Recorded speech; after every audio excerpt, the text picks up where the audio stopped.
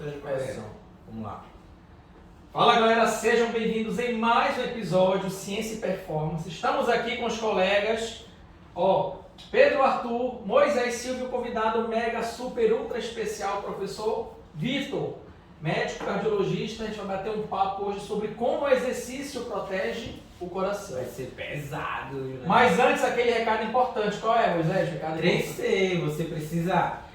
Tudo que a gente faz aqui é para contribuir o máximo possível para o máximo possível de pessoas. Então, para que essa mensagem, o Instagram, o Spotify, onde você estiver escutando, entenda que é relevante, ele precisa ser compartilhado o máximo possível, precisa ter o seu comentário do que foi, das suas perguntas, ajude aí ao algoritmo entender que essas informações aqui são relevantes e precisa chegar para o máximo possível de pessoas. Então a ideia é compartilhe, comente e curte para que a gente consiga ajudar o máximo possível de pessoas. Muito bem, não esqueçam também de seguir as nossas redes sociais aí no Instagram, acompanhar o nosso Spotify também está bombando, né, Odilon? Nosso Instagram e o @CiênciaPDC. Tem vários cortes lá, unicamente do Moisés e do Odilon. Não tem nada meu lá. Também que não tem nada, porque essa cara feia. E é isso, acompanhe a gente lá também. Show! Professor Vitor, queres falar alguma coisa? Não, toca o pau. Então vamos nessa. Olha aí, o tema hoje é como o exercício protege o coração e nada melhor do que convidar um especialista, um cardiologista aqui. Também é da área do exercício, tem projetos com atividade física, trabalhamos juntos. Então, essa foi a nossa ideia. A primeira pergunta é essa. Qual a função do coração? Será que é sofrer por amor, é isso? Não, a função do coração. Dependendo da música, Olha, o Vitor é filósofo. O cara é alto grau aqui, mano. Rapaz, primeiramente obrigado para vocês por disponibilizar esse espaço para a gente falar de coração, né? Recentemente teve um evento no futebol americano, um jogador caiu lá, né, parada cardíaca. Agora na Copa do Mundo, 2 jogadores que tinham cardiodesfibrilador implantado, isso chamou muita atenção e as pessoas têm procurado saber um pouco mais sobre essa situação do exercício coração. E qual é a função do coração afinal? Será que sem ele a gente consegue ficar bem, consegue viver? A primeira coisa que eu costumo dizer é a seguinte: se parar o rim, fica diálise. Se parar o pulmão, a gente entuba. Se parar o coração, Não tem o que fazer. acabou, não tem mais o que fazer. Então ele é um órgão essencial, é o primeiro órgão a ser formado no nosso corpo e é o último a parar. Quando ele para, acabou. Ele nada mais é que uma bomba hidráulica, né, uma bomba muscular, movido à atividade elétrica. Então ele é um músculo, assim como o nosso músculo do braço, músculo da perna, só que está ali dentro do peito e ele tem um geradorzinho, que é o nosso sinusal, que fica liberando a atividade elétrica, fazendo com que ele contraia. Ao contrair, ele bombeia sangue. É igual essas bombas que a gente tem em casa, que tem em condomínio, que joga água para a caixa d'água, é a mesma coisa. Essa também é a função do coração. Jogar bomba, jogar essa circulação e levar nutriente, então, até o dedão do pé e o fio de cabelo. Perfeito. Então é que um dos conceitos de insuficiência cardíaca é esse. É a dificuldade do coração de levar nutrientes e oxigênio para todas as células do corpo. Não é para um órgão, é para todas as células do corpo. E ele tem um ritmo, então, que ele bate, que é considerado, assim, um ritmo saudável para o corpo humano, que ele vai conseguir irrigar o corpo todo, então. Tem, a gente chama de ritmo sinusal, né, na teoria, na parte científica. Então, o que é? Imagina o coração, geralmente ele é do tamanho de um punho fechado. Tá?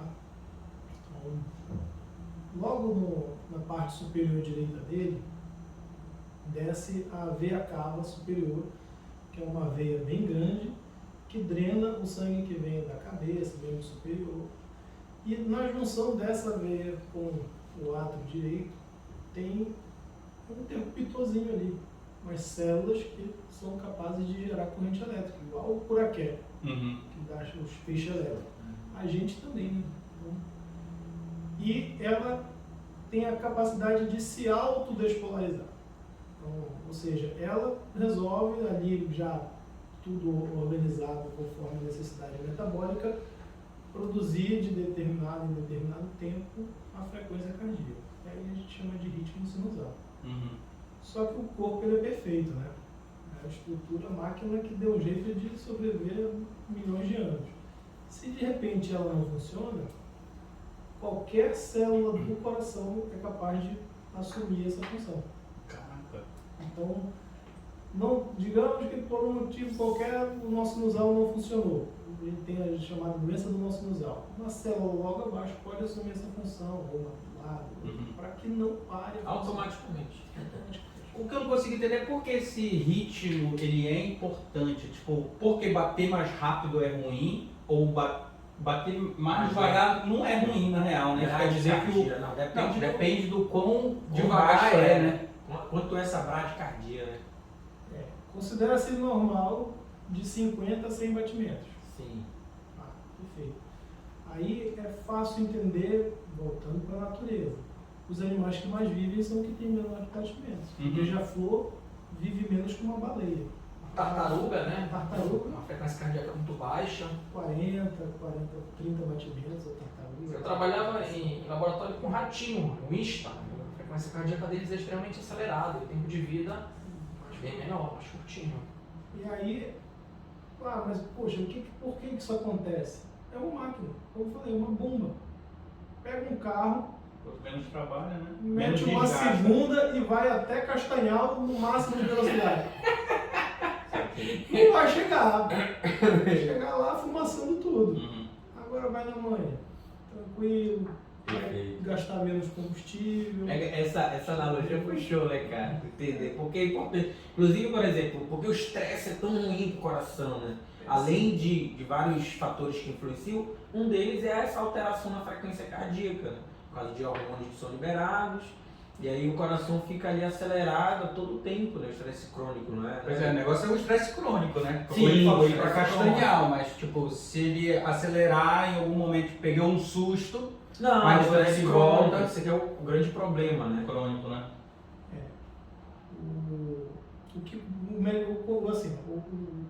A pressão, a frequência cardíaca, elas estão o tempo todo entre dois sistemas nervosos autônomos, né? O sistema nervoso parasimpático e simpático. Perfeito. A adrenalina e acetilcolina de um lado, fazendo uma coisa do outro. A prevalência nossa no dia é o parasimpático. Sim. Né? E à noite, quando a gente dorme, ele fica mais exacerbado. Então, por isso que à noite a pressão ela cai, a frequência cardíaca ela cai. Então, o coração tem que repousar. Tá? Então, ele vai, se você tem um batimento de 80 durante o dia, por exemplo, ele vai para 60, 50 durante a noite. A adrenalina, ela é tóxica para a célula cardíaca. Ela causa apoptose, ou seja, o suicídio da célula. Não sabia dessa não. Por isso que é legal tomar Gatorade, aqueles energizantes, pré-treinos. Não, É uma Deixa eu maravilha. lanche, Não, pessoal, tome. E vai Tome.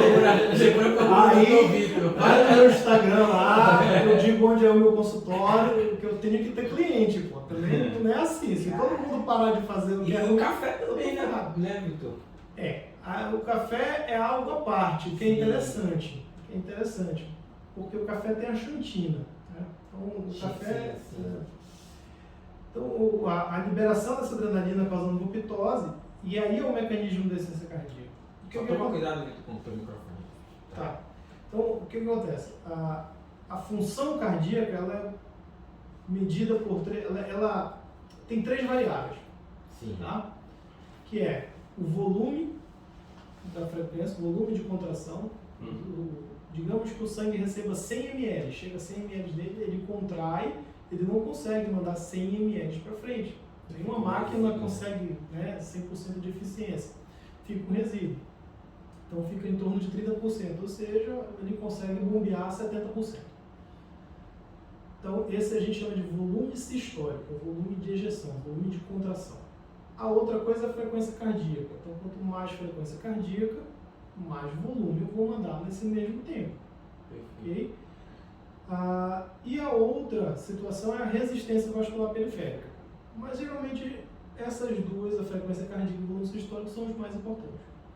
Então, quando por algum motivo, qualquer, então, eu estou hoje com 90 quilos e em 6 meses eu fui para 150, ganhei 50 quilos.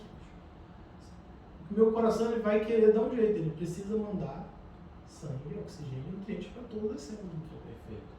Ele vai ter que aumentar. Ele, num primeiro momento, ele não consegue aumentar o seu tamanho, então ele vai aumentar a frequência. Aí ele vai, em 1 minuto, se ele mandava antes 70 ml por minuto, ele vai bater, digamos, 50 vezes, 350 ml em 1 minuto. Não, então ele vai e aumenta a frequência para 100 batimentos. Então ele vai conseguir mandar 700 ml para compensar. Só que é o mesmo princípio. Estou acelerando a máquina, estou gerando problema. Aquilo vai gerando morte da célula, que gera fibrose. E pela teoria de Laplace, que é física, eu gosto de brincar com os alunos, né? Agora lembrar do Enem, aí é que pega, né? Que ninguém lembra. Estuda só para passar. A parede de um recipiente, ela tem que ser proporcional à pressão que está sendo exercida por dentro. Então, se você está enchendo um balão, ele aumenta o seu volume, mas ele diminui a espessura. Né? O coração é a mesma coisa. Primeiro ele hipertrofia para poder vencer essa necessidade, que é o que acontece numa pressão alta, por exemplo, ou num paciente atleta, que aí já é outra história, que é adaptativo. Depois, ele aumenta o seu volume e diminui a espessura, que é quando gera a insuficiência cardíaca. Aí você tem o patológico do problema. Né? Por isso, controlar a frequência ela é importante. E aí o estresse, ele não necessariamente é algo ruim. Sim. Porque tudo é estresse. Perfeito. Se eu pratico 1 hora de corrida, eu estou estressando. Só que o estresse pontual, o nosso corpo se prepara para aquele estresse. Então, se todo dia eu pratico uma atividade física, 30 minutos que seja de atividade, eu tenho um pico de adrenalina, o meu coração, sabendo que aquilo é danoso, após isso, ele aumenta a produção do parasimpático. A frequência cardíaca cai, a pressão cai, e você passa as outras 24 horas com uma frequência cardíaca menor. Esperando o próximo estresse. Por exemplo, um dos exercícios que mais conseguem fazer esse controle de frequência é o HIIT. Sim. O HIIT é excelente, ele realmente consegue controlar muito bem a frequência cardíaca, 48, até 48, 72 horas. Isso é bom pra caramba, né? Falando de exercício, é interessante porque tu comentaste aqui que tem uma série de adaptações que acontecem no coração que às vezes a pessoa não sabe. Falaste aí, redução da frequência cardíaca em repouso, intensificação parasimpática, melhora do tônus vagal, redução da pressão arterial, redução do duplo produto, melhora do volume sistólico e reduz frequência cardíaca, hipertrofia fisiológica, não é patológica, quando a pessoa treina. Tem um monte de adaptação. Tem uma que eu particularmente gosto muito, que foi estudada lá pelo Scott Powers, que é a expressão de proteínas do choque térmico. Tu aumenta a temperatura corporal e o teu corpo ele vai expressar proteínas do choque térmico. O miocárdio faz isso com uma HSP70, que tem efeito de cardioproteção. Então, às vezes, as pessoas não entendem. Eu preciso fazer o exercício porque eu também estou protegendo o meu coração. A função dele não é só sofrer por amor, né? E aí a gente vai pular para essa meada aqui, que seria já a parte da doença, que é uma área que é sensacional, né? Estudando aqui as doenças que afetam o coração. Eu queria que tu comentasse para a gente, professor, as principais doenças que afetam o coração. Pelo menos umas 3.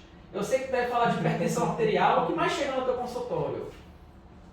Bem, a doença mais prevalente no mundo é a hipertensão arterial. Né? É a doença não contagiosa. Silenciosa, né? Assintomática,